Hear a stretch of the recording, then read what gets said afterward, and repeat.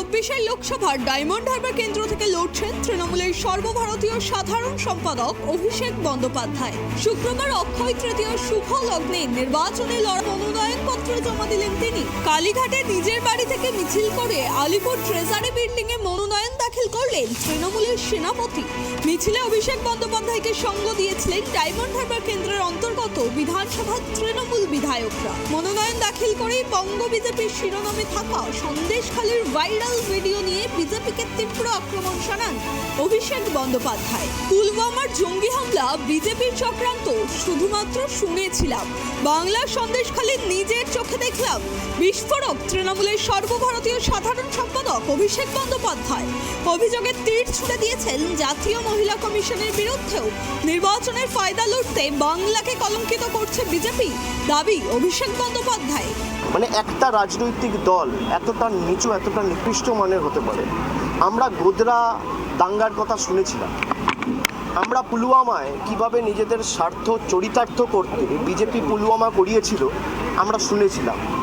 আর এ কথা আমি বলছি না, এ কথা সত্যপাল মালিক বলছে, যাকে বিজেপি রাজ্যপাল নিয়োগ করে জম্মু কাশ্মীরে পাঠিয়েছিল। এবং একের পর এক মহিলারা তারা এখন জনসমক্ষে এসে প্রকাশ্যে বলছে যে আমাদের জোর করে ভুল বুঝিয়ে সাদা কাগজে সই করাতে বাধ্য করেছিল বিজেপির নেতারা। জাতীয় মহিলা কমিশনের বিরুদ্ধে অভিযোগ উঠছে, এসটি কমিশনের বিরুদ্ধে অভিযোগ উঠছে।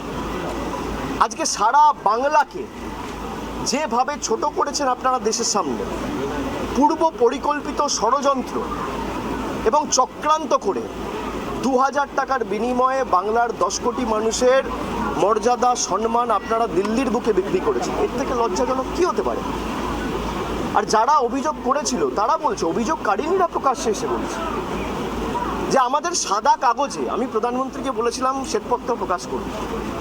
বিজেপি শ্বেতপত্র তো প্রকাশ করেনি, উল্টো সাদা কাগজ নিয়ে মহিলাদের কাছে ভুল বুঝিয়ে তাদেরকে দিয়ে স্বাক্ষর করিয়ে ভুয়ো নির্যাতনের কমপ্লেন করিয়ে জাতীয় মহিলা কমিশনের কাছে পাঠিয়েছে, সিবিআইয়ের কাছে কমপ্লেন করিয়েছে। আজকে যারা এই তথ্য দিচ্ছে, সিবিআই কবার জেরা করেছে? আমরা তো এটাই বলেছিলাম যে সন্দেশখালী পরিকল্পিত। যদি কারোর বিরুদ্ধে কোনো অভিযোগ ওঠে, আইনের পথে চলবে, কিন্তু তদন্ততে সঠিক পথে পরিচালিত হয়নি। এটা তো পরিষ্কার যে রাজনৈতিক স্বার্থে তদন্ত একটা রাজনৈতিক দলের অঙ্গুলি হেলনে মার্ক করে করে তদন্ত হয়েছে। অভিষেক বন্দ্যোপাধ্যায়ের আক্রমণের কেন্দ্রবিন্দু বিজেপি হলেও শুক্রবার শ্লীলতাহানির অভিযোগে সিভি আনন্দ বোসকেও নিশানা করলেন তৃণমূলের সর্বভারতীয় সাধারণ সম্পাদক। বৃহস্পতিবার রাজ্যপালের বিরুদ্ধে ওঠা শ্লীলতাহানির অভিযোগকে পাল্টা চ্যালেঞ্জ করে রাজভবনে ভিডিও জনসমক্ষে তুলে ধরেন রাজ্যপাল। তবে ওই ভিডিওয় দেখা গেছে শুধুমাত্র মেন গেটের ভিডিও। রাজভবনে দেখানো ভিডিওর সত্যতা যাচাই করেনি ট্রাইব টিভি বাংলা। এবার রাজ্যপালের ভিডিও প্রদর্শনকে নাটকের মঞ্চ বলে তীব্র আক্রমণ অভিষেক বন্দ্যোপাধ্যায়ের। রাজভবনের করিডোরের ভিডিও প্রকাশ্যে আনার চ্যালেঞ্জ অভিষেকে। এই যে সিসিটিভি ফুটেজ উনি কালকে দেখিয়েছেন নাটকের মতো, যে অভিযোগ করেছে অভিযোগকারিনীকে আরও অসম্মানিত করেছেন। একটা মহিলার উপর শ্লীলতাহানি করে সে কাঁদতে কাঁদতে গেট থেকে বেরিয়ে পুলিশের আউটপোস্টে যাচ্ছে কমপ্লেন করতে, সেটা আপনি জনসমক্ষে দেখাচ্ছেন। আপনি করিডোরের ভিডিও দেখান না। আপনার চেম্বার থেকে যখন বেরিয়েছে অভিযোগকারিনী, আপনি ভিডিও দেখান। আপনার যদি ক্ষমতা থাকে আপনি রিলিজ করুন। সন্দেশখালী থেকে শুরু করে রাজ্যপাল সিভি আনন্দ বোসের কীর্তিকলাপ। এর আগেও একাধিকবার নির্বাচনী জনসভায় সুর চড়িয়েছিলেন তৃণমূলের সেনাপতি।